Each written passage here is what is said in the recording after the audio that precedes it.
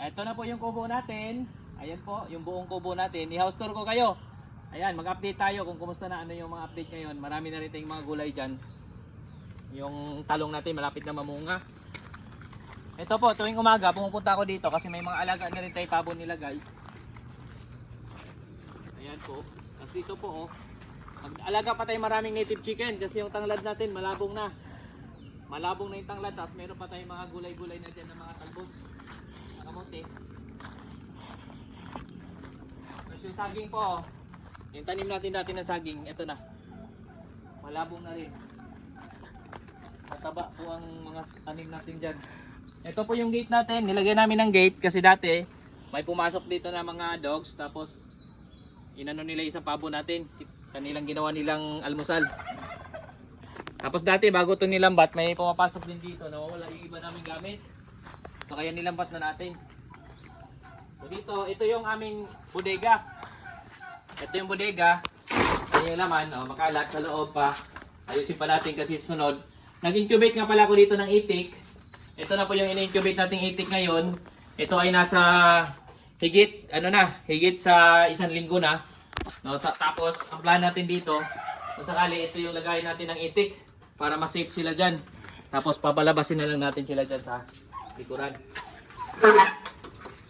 Malawak po ito dito, sige. Ito pala, ito pa, pasok kayo. Ayan, malawak po kasi ito. Dito sa loob, ayan, makalat pa lang ngayon. Pero ayusin pa natin. Ito yung loob niya, So, pwede natin lagyan ng mga itik pa to. Nasa 300 itik yung target natin. So, doon sa labas naman, so, bago tayo umakyat sa kubo, tour ko muna kayo. Ito yung mga pabo natin. Ayan, tuwing araw, pinapakawalan. Tuwing gabi naman, nandito lang sila sa loob ng kanilang house. Ito yung kanilang house. Diyan sila sumasampa tuwing gabi. Ayan, tapos may mga nangingitlog na rin tayong mga pabo dyan. Ayan, nasa gilid. Ayan, nasa side, Ayan, may pabo tayong nangingitlog dyan. Tapos ito po. Sa baba naman ito yung kubo. No, sa baba, ito yung kuha natin sa baba. Meron tayong table. May mesa tayo dito. Minsan dito kami kumakain. May duyan tayo kung gusto natin mag-relax. Dito naman yung lutuan namin. No, so ayan. Kahoy yung aming ginagamit dito kasi napakarami mga sanga-sanga dito ng kahoy. Tapos, ito naman yung aming CR sa likuran. Ayan, tapos dyan, may mga tanim na rin tayong mga kasaba.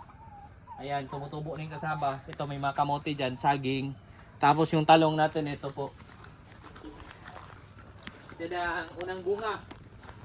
Ayan, namunga na, unang bunga. Pero medyo may tama yung bunga niya. So, isprehan natin kung kailangan isprehan natin. Tapos yung iba naman yan, namumulaklak na rin. Tapos meron tayo dito kusang nabubuhay na sili. Ito po, kusang nabubuhay na sili, napakataba. Tapos yung bunga niya po, namumunga na siya, Siguro maganda pala dito magtanim na marami sili. Tapos yan, meron tayong, ito, saluyot. Mga masustansyang gulay. Meron tayong alugbate. Ayan, alugbate. Bumili lang ako nito sa palengke worth 10 pesos. Tapos tinanim ko dito. Mga talbos-talbos lang to. Tapos yan yung kamote. Tapos dito naman tayo sa taas. Store naman tayo dito.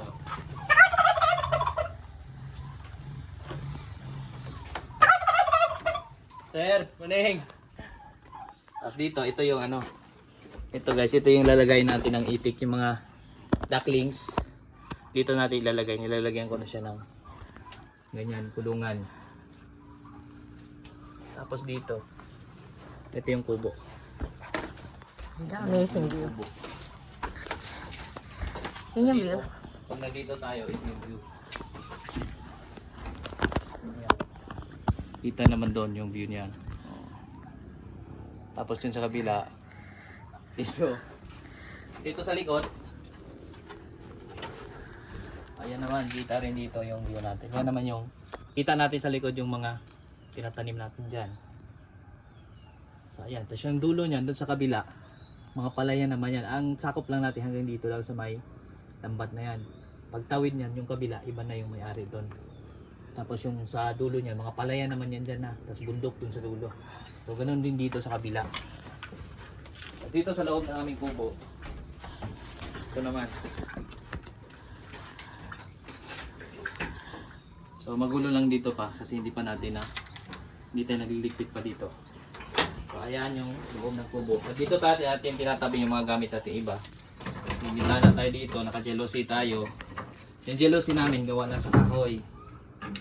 Yan. So natin ang ating jealousy. Yan, saka may mga extra pa tayong mga gamit din dito na ikakabit pa din natin sa susunod. May pang spray pa tayo. Pang spray na mangga yan, tapos meron tayong solar. Tapos may duyan din tayo dito kasi may fan kami dito. Ito solar, true solar yung gumagana. Yan o.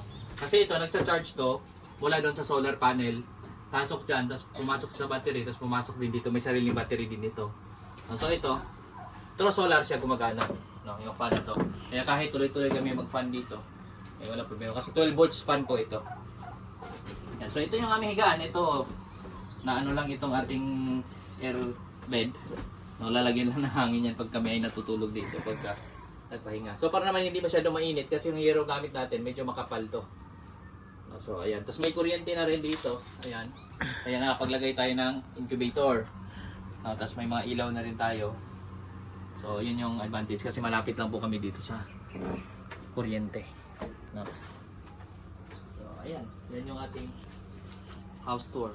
Tapos dito, madudungawan nyo pala dito yung aming lutuan. No? Yung lutuan. Yung lutuan namin dyan sa baba. Tapos dito, ito yung lagayan ng, ito yung kanina pinasok natin, lagayan natin ang itik. Ito yung landahan, actually ano to dati. Lutuan to ng kopras. No? So hindi pa nga ako tapos dito. Dito pa yung martilyo, mga pako. So, hindi pa siya tapos. So, lalagyan lang natin dito para hindi mapasok ng predators yung mga itik. Nilalagay natin dito yung mga ducklings, mga day old chicks. Dito natin ilagay. Medyo malawak to kasi nga marami, mga nasa 300 piraso kung lahat ma-hatch, lahat mapisa. 300 pirasong itik yung lalagay natin dito. So, ayan. Tapos doon sa likod naman, dito, tagos yung, ayan o. Yan ba yung sako pa rin natin yung area doon sa likod. Tagos naman dito sa view natin yung likod na area natin banda. Ayan. So, ayan dyan. Sako pa hanggang doon pa tayo doon sa may dulo banda. So, ayan yung ating update dito mula sa ating bagong area. So, meron na tayo lagay ng itik. Existing lang ang ating paraan. Kung ano yung existing, di ba ito, existing na landahan na to dito. Bago pa kami lumipat, nandito na to. So dating lutuan ng kopras. Gagamitin natin bilang, yan sa baba, may bahay ng pabo. Dito naman, lagayin natin ang ducklings. Tapos kapag yung ducklings, binaba na natin dun sa baba naman, dun sa may incubator. Dito naman natin ililipat yung mga kalat natin doon, yung mga gamit natin doon. Tapos yung baba, yun naman yung ilagay natin ng itik. So ayun yung ginawa namin. Kung ano yung resources na meron tayo, lalo na ngayon, marami tayong azola. Doon naman sa bandang baba yung mga azola namin.